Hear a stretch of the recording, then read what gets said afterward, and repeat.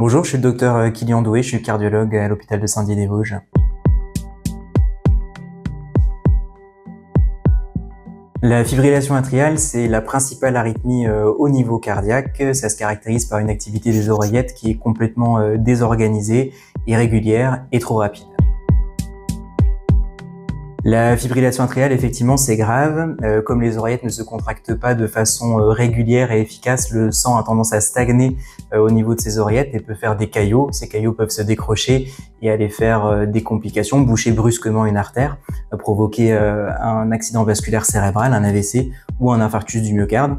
Par ailleurs, le cœur fonctionne de façon moins efficace et donc on a plus de risques de faire de l'insuffisance cardiaque. Alors la fibrillation atriale, c'est fréquent, notamment avec l'âge, c'est le principal facteur de risque. Par ailleurs, le fait d'avoir une anomalie cardiaque, avoir un problème de valve, avoir un problème de muscle cardiaque, ça augmente fortement la probabilité de faire de la fibrillation atriale.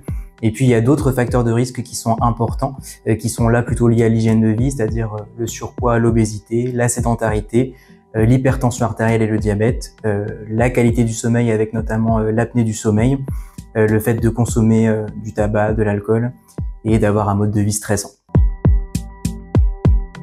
On peut rencontrer plusieurs types de symptômes. Les plus fréquents sont des palpitations, l'impression que le rythme cardiaque s'emballe et est trop rapide, irrégulier.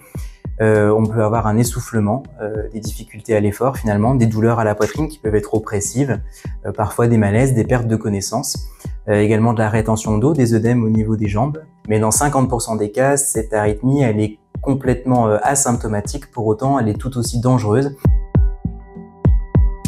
Pour dépister la fibrillation atriale, votre cardiologue peut vous proposer un enregistrement de l'activité électrique de votre cœur. Ça peut reposer sur ce qu'on appelle un électrocardiogramme qui va enregistrer l'électricité au moment où on vous fait l'examen. Mais la plupart de ces épisodes d'arythmie évoluent de façon intermittente, paroxystique, c'est-à-dire ils viennent, ils partent spontanément. Et donc on peut être amené à faire des enregistrements de plus longue durée pour capter ces moments d'arythmie via ce qu'on appelle des holters ou des enregistreurs d'événements. Pour cette fibrillation atriale, le prérequis important, c'est de reprendre une hygiène de vie normale. Donc essayer de perdre du poids, de reprendre une activité physique régulière, d'avoir une alimentation équilibrée, de respecter son rythme de sommeil et puis aussi d'éviter tous les facteurs favorisants, que ce soit le tabac, l'alcool, équilibrer une tension artérielle ou équilibrer un diabète. Par ailleurs, on peut être amené à utiliser des médicaments fluidifiants, des anticoagulants, afin d'empêcher la formation de caillots au niveau du cœur. Pour restaurer le rythme normal, on s'appuie sur des médicaments antiarythmiques ou sur des chocs électriques.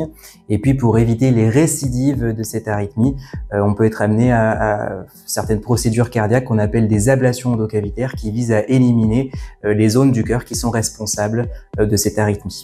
Par ailleurs, chez certains patients très âgés, cette arythmie peut parfaitement être tolérée au long cours, mais nécessite des médicaments ralentisseurs pour être mieux supportée. Bien pris en charge, on peut vivre avec une fibrillation atriale.